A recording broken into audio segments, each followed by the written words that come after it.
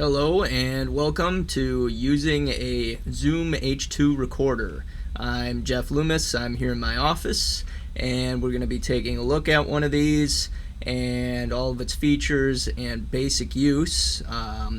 So the first thing you're going to want to do when you check out a Zoom H2 recorder is probably format it to ensure that whatever the last person who had it, to ensure that whatever they recorded is erased, because you don't want to run out of space on the card that's in there, and you want to make sure that you're able to, or that you can set up the settings the way you need them to be. So first things first, we need to turn on our Zoom. So here we have our power, and so we'll go ahead and turn that on like so. It'll power up. And we'll give it a second there, and we can see we have the controls and everything here. And right now, if I do this correctly, you'll see we have enough battery life. We have nothing on there right now, but just for good measure, we're going to go ahead and format it anyway. So to do that, we're going to hit this menu button right here, right above the red record button. We'll hit menu, and then we see basically, our menu. And to navigate within the menu itself, we'll use these forward or fast forward and rewind buttons. So you just basically use those to move around within the menu. So I'm gonna hit the fast forward button, keep hitting that for a while until we get down to SD card. Let's see here. And where is it? There we go, SD card, right there. So to select something in the menu, I actually hit the red record button. So I'll go ahead and hit that to select the SD card options. And we see we have remain and format. We want to format the card, so we'll go ahead and use that fast forward button to select format.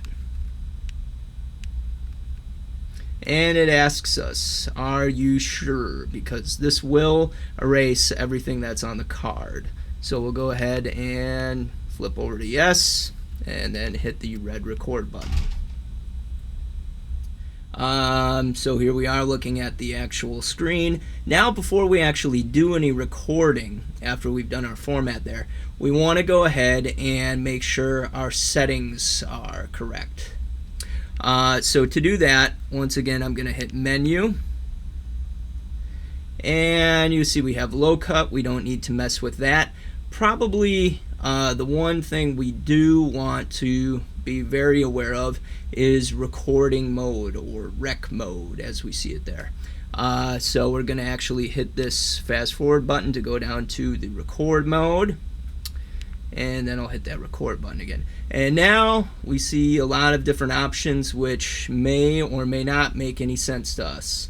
Hopefully by the end of the semester or the end of your class, all this stuff will be second nature to you. But what we have right now,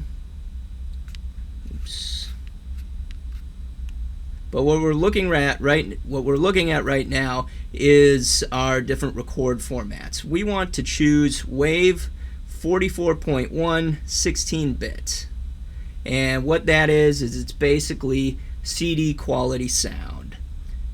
We don't want to choose anything else. We don't really need 24-bit. That's kind of unnecessary. 48 kilohertz, 48.8 kilohertz is actually meant more for video, and you can see here if we go further down, we have MP3 options. When we're working with sound, we want to start with the best possible format, so that's why we start with a WAV. We work with the WAV file in our audio editing program and then ultimately export it as an MP3. But we want to start out with the best possible format. So that for us is going to be 44.1 kilohertz and 16-bit. Well, before actually going ahead and doing our interview, the first thing that we're going to do is make sure that our gain levels are set correctly. So to do that, we hit the red record button once, and you'll notice that you get this record button that's flashing. And so that's basically pre-record mode, so we're not actually recording yet.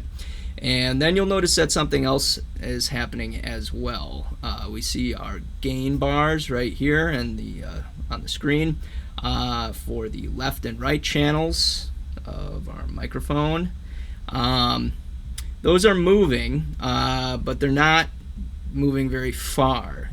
So right now as I'm talking, basically what's happening is it's not picking up very much sound. So what we have to do is adjust the gain. The gain is the sensitivity of the microphone.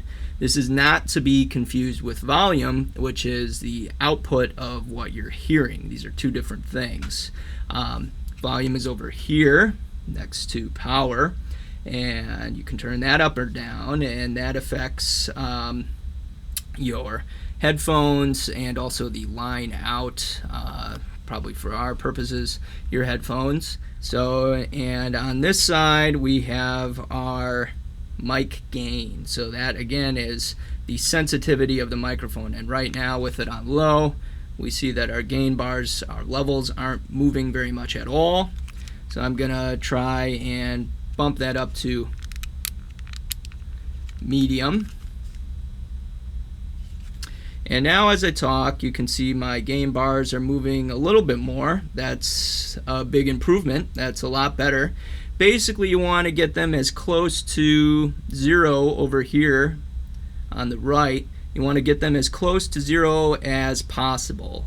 You want to avoid peaking, which causes digital clipping, and it's a horrible clicking sound. It's basically digital distortion.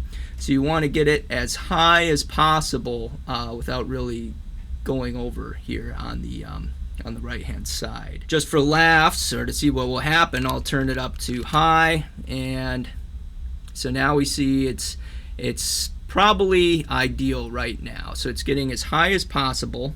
So talk, doing my interview and carrying on for a while, and those gain levels look good. That's probably ideal right where they are right now. They're not ridiculously high, but they're also not super low.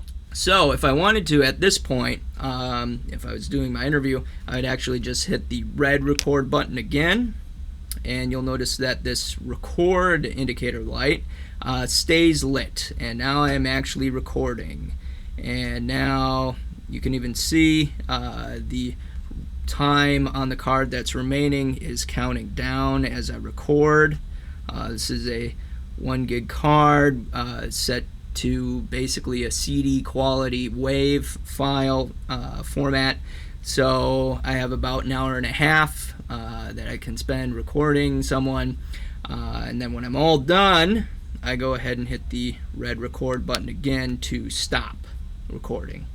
Then I don't really need to do anything else. It's on there, it's on the card, and if I wanted to pick up with the interview again and start recording more, I just go through that process again. I hit the red record button once, the light is blinking, I hit it again, and now I'm recording. So that's straightforward enough. I don't have to do anything like select a new track or really anything. I just hit that red record button twice, and when I'm done, I hit it to stop recording, and then I'm good. One other thing about the Zoom H2 that's probably worth mentioning is power. Now, for the most part, folks are going to be using batteries to do their interviews. However, there are a few words of wisdom that I'd probably pass on to people. First, I'll just power up here. You should always be aware of and watching the sort of power meter that's down here in the lower left of the display screen.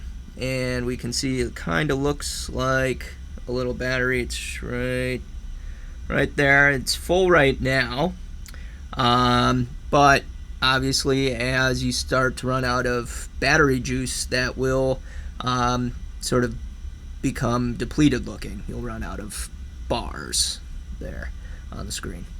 So what I would recommend is, in addition to the batteries you get when you check out a Zoom H2, the rechargeable batteries, I'd probably suggest stopping off somewhere and actually picking up some disposable batteries. As a general rule, I would probably recommend against generic batteries. They seem to last about an hour in the Zoom H2 and then they die. Rechargeable batteries are great. They're great for the environment.